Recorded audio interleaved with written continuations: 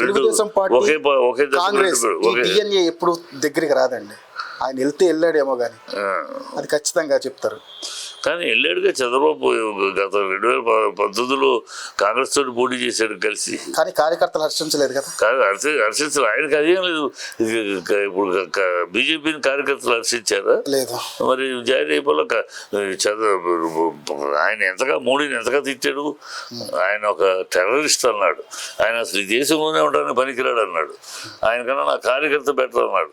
ఆయన సంసారం తెలియదు, గడి గుడ్డు తెలియదు అని భార్యలు అసహ్యంగా మాట్లాడాడు. ఇవాళ ఆయన కాళ్ళ దగ్గర కూర్చోట్ల. చంద్రబాబుకి ఆ నీతి రీతి అంతా లేదమ్మా. అది ఆ నీతి రీతి ఆయన దగ్గర ఎక్స్పెక్ట్ చేయడం చాలా పొరపాటు. చంద్రబాబు ఎక్కడికక్కడ ఏడక గొడవ పడతాడు. ఒక డెమోగాగ్ లాగా ఒక లేనిపోని ఒకదాన్ని ఇష్యూని క్రియేట్ చేస్తాడు. ఆ క్రియేషన్లో జనాన్ని డైవర్ట్ చేసి తన లబ్ధి తను పొందుతాడు. చంద్రబాబు గారు చెప్పిందే కదా 2002లో గోద్రా అల్లల కేసులో ఇదే నరేంద్ర మోడీ ఉన్నాడు, నేను ఆ రోజు ఇతను ప్రధానమంత్రి అవ్వలేదన్నాను, అందుకని అతను నా మీద కోపంతో పెట్టుకున్నాడు, అది పెట్టాడు, ఇవన్నీ చెప్పినాయే. అంతెందుకు 2019 ఎలక్షన్స్ కి ఆయన తిరుపతి వచ్చి చంద్రబాబుని తిట్టడం, చంద్రబాబు ఆయన తిట్టడం అన్ని జరిగినాయి. మళ్ళీ ఈ రోజు అదే బీజేపీతో కలవడం జరిగింది. సో చంద్రబాబు దగ్గర నీతి ఉంటుందని, నిజాయితీ ఉంటుందని మనం ఎదురుస్తే మనం ఎదవలం.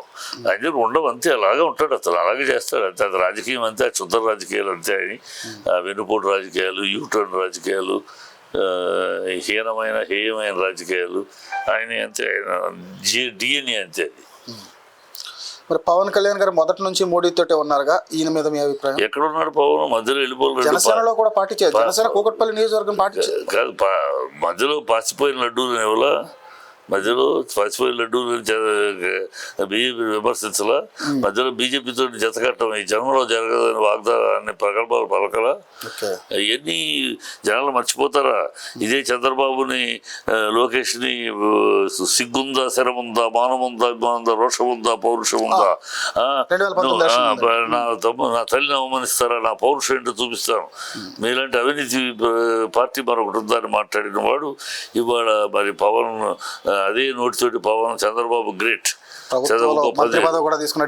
తీసుకుని చంద్రబాబు గ్రేట్, ఆయన అనుభవం చాలా గొప్పది, ఆయన ఇంకో 10 సంవత్సరాలు ఆయనే ముఖ్యమంత్రి ఆయన భజన చేస్తాడే, మరి ఏమనాలి? ఇదంతా అవకాశవాద రాజకీయాలు. ఏదో పవన్ కళ్యాణ్ ఏదో మంచి చేస్తాడు, కొత్తగా రాజకీయాలు అనుకుంటే ఈయన ఏంటంటే చంద్రబాబును ముఖ్యమంత్రి చేయడానికి, రేపు లోకేష్ను ముఖ్యమంత్రి చేయడానికి, భజన చేయడానికి చేస్తున్నాడు. ఈ సాకులు ఏదో ఒక పదవి ఆయనకి, ఎమ్మెల్యేగా అసెంబ్లీలోకి అడుగు పెట్టాం, ఉప ముఖ్యమంత్రి చాలు, ఇక ఇంకే దాంతో జీవితం ధన్యమైపోయింది ఆయనకి. అంతే. ప్రజలు ఎందుకు ఎన్నుకున్నారు, ప్రజలు మనకు ఎందుకు పట్టారు, మనం ఇన్ని మాటలు ఇన్ని అబద్ధాలు మాట్లాడితే ఎట్లాగూ, 32,000 మంది అమ్మాయిలు మిస్ అయిపోయారు అని ఒక ఆఫీసర్ చెప్పాడని పచ్చి అబద్ధం ఆడామే, అది తప్పు అని దీంట్లో పార్లమెంట్లోనే తెలిసి చెప్పారు అబద్ధం అని. మరి ఆఫీసర్ ఎవడు, ఆ సన్నాసి ఎవడు, రాంగ్ ఇన్ఫర్మేషన్ ఇచ్చిన సన్నాసి, ఆ ఆఫీసర్ చెప్పిన మాటలు బట్టి నేను మాట్లాడాను అంటున్నా. ఆఫీసర్ ఎవడు పేరు చెప్పు, ఆ బుద్ధిహీనుడు ఎవడు, ఈ తప్పుడు సమాచారం మీకు ఇచ్చిన ఆఫీసర్ ఎవడు చెప్పాలి కదా, అది చెప్పడు. ప్లస్ నిన్నటిదాకా నేను క్రిస్టియన్ అబ్బా, నా కొడుకు నేను బ్యాప్టిజం తీసుకున్నానబ్బా, నా పిల్లలు క్రిస్టియన్స్, నాకు హిందూ మతం ఏంటి అని చెప్పాడు. మా నాన్న దీపారాధనలో సిగరెట్ అంటించుకునేవాడు అన్నాడు. మాకు ఈ కులాలు లేవు, మా కులాలు గిలాలు లేవు అన్నాడు. మళ్ళీ కాపులంతా ఒకటి కావాలయ్యా, ఐకమత్యం లేకపోతే ఎట్లా అని అంటాడు. ఏ మాట తన మాటకు తనే ఇచ్చేసాడు. మళ్ళీ ఇప్పుడేమో సనాతన ధర్మం అంటాడు. నిన్నదా క్రిస్టియన్ కూడా సనాతన ధర్మం, పైకి కూడా ఎక్కేసాడు. సనాతన ధర్మం అంటే కూడా తెలియదు అర్థం. సనాతన ధర్మం అనేది లేదు, సనాతన సాంప్రదాయము హిందూ ధర్మం. హిందూ ధర్మం వేరు, సనాతన ధర్మం వేరు. మను ధర్మం నుంచి వచ్చింది సనాతన సాంప్రదాయం. సనాతన సాంప్రదాయం ప్రకారం వితంతు సహజ ఇది కావాలి, సతీ సహగమనం కావాలి. అది కావాలా ఇప్పుడు పవన్ కళ్యాణ్కి? బాల్య వివాహాలు కావాలి, అది కావాలా పవన్ కళ్యాణ్కి? బ్రాహ్మణులకే విద్య, మిగతా వాళ్ళకి ఎవరు కొట్టాలి లేదు, అది కావాలా పవన్ కళ్యాణ్కి? అందుకు కదా సనాతన ధర్మాన్ని వ్యతిరేకించింది. ఈ పోరాటం ఎప్పుడు మొదలైంది? 2002వ శతాబ్దంలో ఈ సనాతన సాంప్రదాయం ఏర్పడితే 2009లో దీనికి వ్యతిరేకంగా పోరాటాలు మొదలైనవి. ఈ రుగ్మతలు తీసేయాలని. 2019వ శతాబ్దంలో మొదలెడితే 19వ శతాబ్దం 19వ శతాబ్దంలో లాలా లజపతి రాయ్ అని అప్పుడు 1832లో వీటి విముక్తి కలిగింది. ఇన్ని ఏళ్ల పోరాటం. ఏం తెలిసిన సనాతన ధర్మం, సనాతన ధర్మంతో మూడో పెళ్లి లేదు, సనాతన ధర్మంలో విడాకులు లేవు, ఏం తెలుసుకుని సనాతని అని ఉన్న జుట్టు ఎగరేసుకుని ఆ విషయంగా మాట్లాడితే సరిపోద్ది. అన్ని ప్రజలు నవ్వుకుంటున్నారు. He's become a joker. ప్రశ్నిస్తాను వచ్చినవాడు ఒక ప్రశ్నగా మిగిలిపోయాడు. He's become a joker. దేంట్లోనూ అక్కడికి వెళ్ళి ఆల్రెడీ బోటుని ఆల్రెడీ షిప్ని సీజ్ చేశారు కలెక్టర్. షిప్ అన్నారు. ఆల్రెడీ సీజ్ చేసిన షిప్ని మర్నాడు ఈయన వెళ్ళి సీజ్ ద షిప్ అన్నారు. వదిలేసేయమని కూడా ఆర్డర్. ఇప్పుడేమో వదిలేసేయమని ప్రభుత్వం ఆర్డర్ ఇచ్చింది. కేంద్రంలో మీ ప్రభుత్వమే అంటే మీరు సీజ్ ద షిప్ అంటే ప్రభుత్వం కదా, మీరు ఎరిపప్పనే కదా, మీరు తప్పు మాట మాట్లాడినట్టే కదా. అదే మాట్లాడతారు. అక్కడే వయ్యావుల కేసు వియ్యంకుడి షిప్ ఉంది ఇంకోటి, దాని దగ్గరికి వెళ్ళే ధైర్యం లేదు. మళ్ళీ ఇక్కడ ఈ షిప్ దగ్గర seize the ship already seize అయిన షిప్ని సీజ్ ద షిప్ అని ఒక డ్రామా చేసి పక్కనే ఉంది. ఆ షిప్కి వెళ్ళొచ్చు కదా. అది మరి వయ్యావుల కేసు వియ్యకుడిది. 30 ఏళ్ళుగా దాకా బియ్యం రావడం జరుగుతుంది. అక్కడికి వెళ్ళవే ఎక్కడ మళ్ళీ చంద్రబాబు అంటే వాళ్ళ ఎమ్మెల్యేనే కదా. వయ్యావుల కేసు టీడీపీ ఎమ్మెల్యే. అదే వెళ్ళొచ్చుగా, ఎందుకు వెళ్ళా? వాళ్ళ ప్రభుత్వ ఎమ్మెల్యే మీద వాళ్ళు ఎందుకు వెళ్తారు? అదే మరి వెళ్ళదు. అదే నిజాయితీ. ఎందుకు వెళ్తే చంద్రబాబుకు కాలుతుంది. చంద్రబాబు మీకు ఎక్కడ మీకు 133 సీట్లు వచ్చున్నాయి కదా, అందుకని మీకు ఎక్కడ మీ తాట ఎక్కడ తీస్తాడని భయపడి ఇక్కడ మాత్రం సొల్లు మాట్లాడి వచ్చేస్తాడు. అన్నీ ఒక్కటి నిజాయితీగా సజావుగా ఉన్నది లేదు ఆయన ప్రయాణంలో. అన్నీ ఒడిదుడుకులు, అడ్డంకులు, అబద్ధాలు, ఎప్పటికి ఏం మాట్లాడుతుందో తెలియదు. ఏ 3 నెలలకి ఏ సిద్ధాంతం మారద్దో, ఏ 3 నెలలకి ఏ రాద్ధాంతో దిగుతాడో తెలియదు. సో ప్రజల కోసం అనే ఇది పోయింది, చంద్రబాబు కోసం అనేది అర్థమైపోయింది. ఇవాళ జనసేన మొత్తం చంద్రబాబు కాళ్ళ దగ్గర కూర్చోబెట్టాడు జనసేన కానీ అటు బీజేపీ కానీ వాళ్ళ ఎమ్మెల్యే సీట్లతో ఈ రోజు టీడీపీకి అవసరం లేదు కదా. 133 సీట్లు ఉంది. అందుకని అది ఒంటరిగా అయితే లేదన్నా మాట్లాడితే బయట పొమ్మంటాడు. అందుకని ఇప్పుడు ఎలక్షన్ ముందు అది లేదు సీను. ఎలక్షన్ ముందు ఒంటరిగా అయితే ఎందుకంటే 2019లో జరిగింది ఒంటరిగా వెళ్తే పరాభవం. అందుకని ఎట్లాగైనా కాళ్ళు వేళ్ళు పట్టుకుని మోడీని ఎన్ని తిట్టినా మళ్ళీ మోడీ కాళ్ళు పట్టుకుని ఈ కాంబినేషన్ పెట్టి ఆయన దగ్గర కాంబినేషన్లో గెలిచి నా వల్లే మీరు గెలిచారంటాడు. ఆ కాంబినేషన్లో అయితే అడ్రస్ ఉండేవాడు కాదు. కానీ ఆ కాంబినేషన్ పెట్టి గెలిచి ఇవాళ నా వల్ల వాళ్ళకి వచ్చిన 20 సీట్లు, నా వల్ల వీళ్ళకి వచ్చి నేను ఇచ్చిన బెచ్చం అన్నట్టు మాట్లాడతాడు. ఆయన స్ట్రాటజీ చంద్రబాబు. అందుకని ఇప్పుడు మొదట్లో అన్నాడు 22 100%, ఇప్పుడు మాట్లాడట్లా. అదే 100%. మరి నువ్వు గతంలో ఒంటరిగా 100 సీట్లు, 101 సీట్లు, 109 సీట్లు, 132 సీట్ల డిపాజిట్లు జనసేన మరి దాన్ని అడుగుతున్నారు ప్రజలు. నువ్వు 100 గతంలో 100కి అంతకన్నా రికార్డు ఇదే ఉంది. దాంతో ఇప్పుడు ఆ మాట మానేశాడు. చంద్రబాబు దగ్గర మాట్లాడితే కూర్చోమంటాడు సైలెంట్గా. అది ఇప్పుడు ప్రస్తుతం ఇంకో భయం ఉంది. చంద్రబాబు తన కొడుకును ప్రమోట్ చేస్తాడు, నెక్స్ట్ సీఎం తన కొడుకు తయారు చేస్తాడు. మిమ్మల్ని ఎవరు జనసేనకి ఆల్రెడీ పోయిన 3 రాజ్యసభ సీట్లు, ఒక్క రాజ్యసభ సీటు కూడా ఇవ్వలేరు. వాళ్ళ సొంత అన్న నాగబాబు గారికి ఒక మినిస్టర్ పదవి ఇస్తాను అని లెటర్ హెడ్ మీద రిలీజ్ చేయడం జరిగింది. అది కూడా ఇంకా ఇవ్వాలి. అది అతను ఎమ్మెల్యే కాదు, ఎమ్మెల్సీ కాదు. ఎలా ఇస్తారు? అది ఇచ్చి ఎవరిని మన రాజ్యాంగంలో ముందు మంత్రి పదవి ఇచ్చి 6 నెలల తర్వాత 21 మంది పాస్ అయితే జనసేనలో ఎందుకు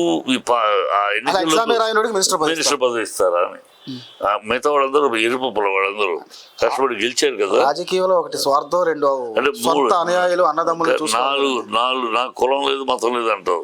నువ్వు 4 మినిస్ట్రీలు తీసుకున్నావు జనసేనలో, అందులో 3 నీ కులపోళ్ళు. ఒకడు తప్పితే 3 నీ కులపోళ్ళే. ఒకళ్ళు నాదెండ్ల మనోహర్ కమ్మడు, మిగతా 3 నీ కులపోళ్ళే. ఇదేమి ధర్మం? ఇది సమాజం. 4వ వాడు కూడా వాళ్ళ అన్న. 4 వాడితో కలిపి చెప్తాను. ఇప్పటికి 3 ఉన్నారు, ఇంకో 4 అతను వాళ్ళ అన్న, అతను కాపు. సో మీరు 4 మనుషులు తీసుకుంటే 3 కాపులు. ఇదేమి సమాధానం? ఇది సమాధానమా? అన్నీ విచక్షణ లేని మాట ఒకటి, నోరు నాలుగు లేని నరం కనుక ఏదో ఒకటి మాట్లాడేయటం, సినిమా స్టార్ కనుక జనాలు ఎగబడి వస్తారు. ఇప్పుడు పోయిందిలే ఆయన ఆవేశం, అర్థం లేని ఆవేశం, ఇదంతా అన్ని ఫాల్స్ మనిషి అని అర్థమైపోయింది. ఈ ప్రజలు కూడా తెలుసుకుంటారు. అందుకని అతను ఈ చంద్రబాబు వంత పట్టడం మొదలెట్టేశాడు. మనకి డైరెక్ట్గా మనకు లేదు, మనకు అంత సీన్ లేదు. 2014 సపోర్ట్ ఇచ్చారు, 2019 కరెక్ట్గా ఎలక్షన్ ముందు మళ్ళీ తిట్టడం మొదలెట్టాడు. ఇప్పుడు 2024 సపోర్ట్ ఇచ్చాడు, ప్రభుత్వంలో ఉన్నాడు. 2029కి మళ్ళీ వెళ్ళిపోతాడు. మళ్ళీ అందుకనే సనాతన ధర్మ పట్టుకున్నాడు. చంద్రబాబును వదిలి వెళ్ళిపోతే ఇంకో శక్తి కావాలి. సో ఢిల్లీ శక్తి కావాలి. ఢిల్లీ శక్తి అంటే మోడీ బలం కావాలి. మోడీ బలం కావాలంటే అందుకని సనాతన ధర్మం ఆర్ఎస్ఎస్ని వాళ్ళని మభ్య పెట్టడానికి, వాళ్ళని గుడ్ బుక్స్లో ఎక్కడానికి సనాతని అని పట్టుకున్నాడు. సనాతన అంటే కూడా ఏం తెలియదు దీనికి. సనాతన ధర్మం ఏంటి, దాని విశిష్టతది, ఎందుకు పోరాటం, తమిళనాడులో డిఎంకే పోరాటం ఏంటి, 68 నుంచి 58 నుంచి పెరియార్ 58 నుంచి సనాతన సాంప్రదాయాల మీద పోరాటం చేసి ఆ 3 తొలగేదాకా వాళ్ళు ఎందుకు పోరాటం చేశారు. ఏం తెలిసి అక్కడ డామినేషన్ ఆరోధులు, బ్రాహ్మణ్స్, విద్య వాళ్ళకి అని ఇంకోళ్ళకి లేదని డామినేట్ చేసేవారు. దాన్ని వ్యతిరేకించారు వాళ్ళు. సనాతన ధర్మంలో ఉన్నది తప్పది, విద్య ఎవరి సొంతం కాదు, అందరు ఎవరైనా అని చెప్పి పోరాడారు, సక్సెస్ అయ్యారు. అది ఏమి తెలియదు దీనికి. దానికి సనాతన ధర్మంలో ఉన్న రుగ్మతలు ఏంటి, సమస్యలు ఏంటి, ఎందుకు పోరాటాలు జరిగినాయి సమాజంలో ఏమి తెలియదు. ఏదో ఎవడో చెప్పాడు సనాతన వేస్తే ఆర్ఎస్ఎస్ వాళ్ళకి ఇష్టం ఆ మాట అంటే, జై శ్రీరామ్ అంటే బీజేపీకి ఇష్టం, అందుకని ఆ మాటలు మాట్లాడుతుంది. అందుకని ఏం లేదు.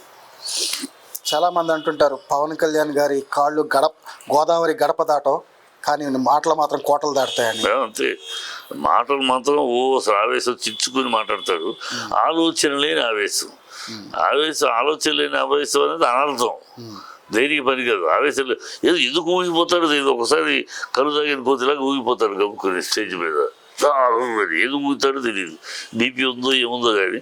అదేదో ప్రజలు మొదట్లో ఆరంభంలో ఆ ఊపునంతా కూడా పెద్ద ఎమోషనల్గా చూసుకున్నారు. ఇప్పుడు బీపీ అని అర్థమైపోయింది, పిచ్చి బీపీ అని. రీసెంట్గా పవన్ కళ్యాణ్ గారు కొంతమంది సన్నిహితుల దగ్గర అంటాం, చిత్ర పరిశ్రమ మొత్తం రండి, నేను ఏది కావాలంటే అది చూసుకుంటాను ఆంధ్రప్రదేశ్ మొత్తంలో కూడా అని అన్నారు. ఏం చూసుకుంటాడు, వాళ్ళ అన్నకి స్టూడియో ఇస్తాడు, ఇంకో అన్నకి మంత్రి పదవి ఇస్తున్నారు కదా, మంత్రి పదవి ఇస్తారుగా. ఒక అన్నకి స్టూడియో ల్యాండ్ ఇస్తారు, ఇంకో అన్నకి టెక్నికల్ పెట్టడానికి ఇస్తారు. వాళ్ళకి చేసుకుంటానికి. అంతకన్నా ఏం చేయాలి, ఇండస్ట్రీ వీళ్ళని బట్టి రాదు. వీళ్ళు రమ్మంటే ఎవరు రారు. వీళ్ళ దీమనండి, వీళ్ళ సినిమాలు, వీళ్ళ గ్రూప్ ఆఫ్ సినిమాలని మొత్తం ఆంధ్రలో తీయమనండి. వెళ్ళొచ్చు కదా. వాడు సారిధరం తేజ్ కానీ, చిరంజీవి గారు కానీ, క్రికెట్ టీమే ఉంది కానీ వెళ్ళొచ్చు, తీయచ్చు కదా ఆంధ్రలో. తీయచ్చు కదా. ఇంక దీనికి ఏదో రెడ్డి గిడ్డీని పోగొడతారు, ఎందుకు వెళ్ళి శుభ్రంగా తీస్తే సరిపోద్ది. నేను అదే అంటున్నా, ఆంధ్రాలో అక్కడ ఇండస్ట్రీ డెవలప్ అవ్వాలంటే ఈ megastar unit, megastar band wagon మొత్తం ఒక్క వాళ్ళ సినిమాలన్నీ ఒకసారి అక్కడ తీయటం మొదలెడితే ఆటోమేటిక్గా ఇండస్ట్రీ సెటిల్ అవుతుంది అక్కడ. అది చేయమనండి, సంతోషం కదా. ఖచ్చితంగా మంచి విషయం మీరు అన్నది.